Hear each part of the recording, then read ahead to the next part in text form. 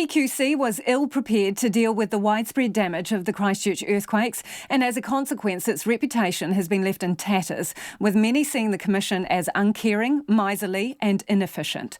That's according to the findings of the inquiry into EQC and its handling of the quake claims in Canterbury and Kaikōura, which have finally been released. The inquiry chair, Dame Silvia Cartwright, lays out a raft of inadequacies, including EQC not being equipped to handle a mass-scale managed repair program, leading to multiple mistakes, poor staffing decisions and inadequate quality control. And damage assessments were at the root of what claimants told Checkpoint time and time again.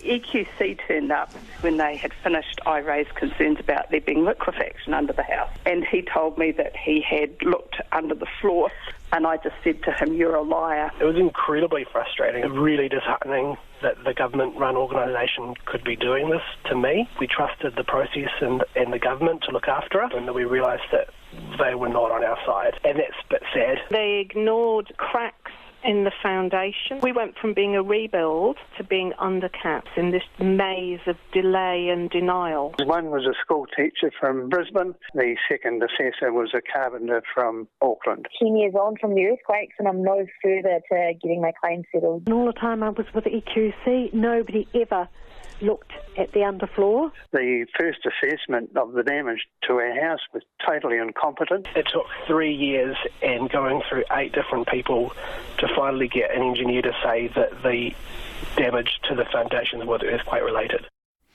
Well, I spoke to Dame Silvia a short time ago and asked her to describe the way claimants had been treated by EQC.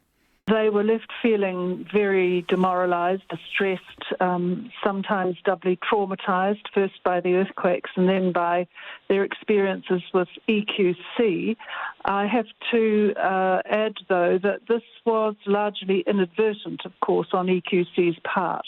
It didn't intend to serve its claimants in this way, but that was the result, and it has been a very serious problem. And I should add, it's an ongoing problem. There are still many people in Canterbury, in particular, who feel they've got unresolved claims and feel very distressed by what's happened to them. This is an organisation that people are supposed to be able to trust and rely on in some of their most toughest moments. So what has it done to the reputation of EQC? For a start, people were fully expecting to be treated with compassion and with good business-like practices, because that had always been the case in the past with EQC, and I heard that from quite a few people. EQC was overwhelmed by the task it was set. I actually think most entities in New Zealand would have been, but the lack of forward planning meant that they were really floundering for a lot of the time. And as a result, in commercial terms, their reputational damage is severe, and it's going to take quite a while to restore that. I know you say it wasn't intentional, but is the way that EQC ended up treating people its biggest mistake here? Probably, though its systems of assessing damage and making sure that houses were repaired to the level of quality that should be expected was perhaps the most significant problem that the claimants faced in Canterbury. In other parts of New Zealand, experiences were different. The treatment that some of these people experienced, I mean, you had some claimants on hunger strikes. That may be so. I didn't specifically hear about that, but certainly there is a residue even nearly a decade after the first major event. There's a residue of extreme distaste for EQC amongst the people and organisations that I met.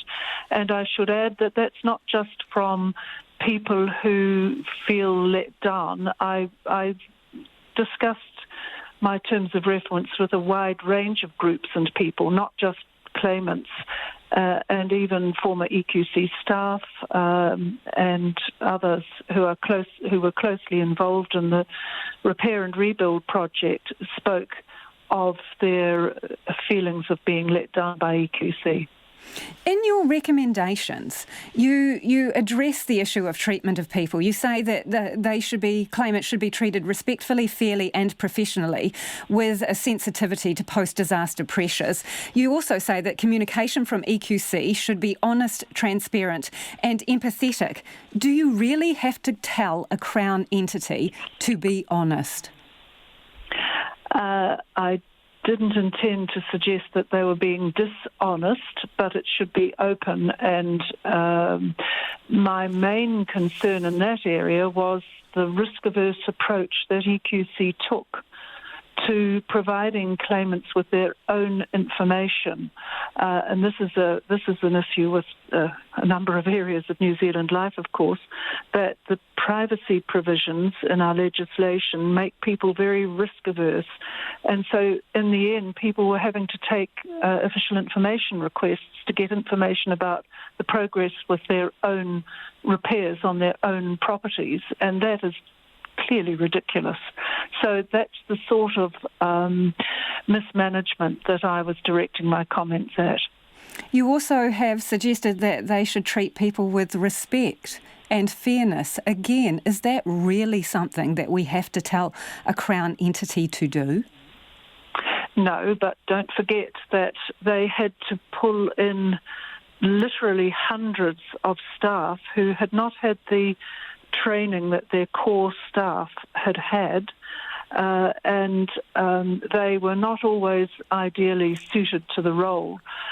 When the first earthquake hit in September of 2009, there were 22 staff in EQC, and I think at the peak it reached about 1,600 people. So you can see that they had a lot of people who weren't trained adequately, and they could be quite difficult for the claimants to deal with. Or people who weren't trained at all, Dame Silvia, or people who were not trained at all doing very specialised work that people's lives basically hinged on. Yes, they did have some vestigial training, but it wasn't very much in the area of assessments in particular. There were other areas where the training was no real problem, but assessments, in my view, was the biggest area where mistakes were made, serious mistakes and ongoing mistakes were made. Is it fair to say that that element of it was an absolute disaster from EQC's point of view? I wouldn't put that word on it, but it was certainly a very serious problem. How would you characterise it?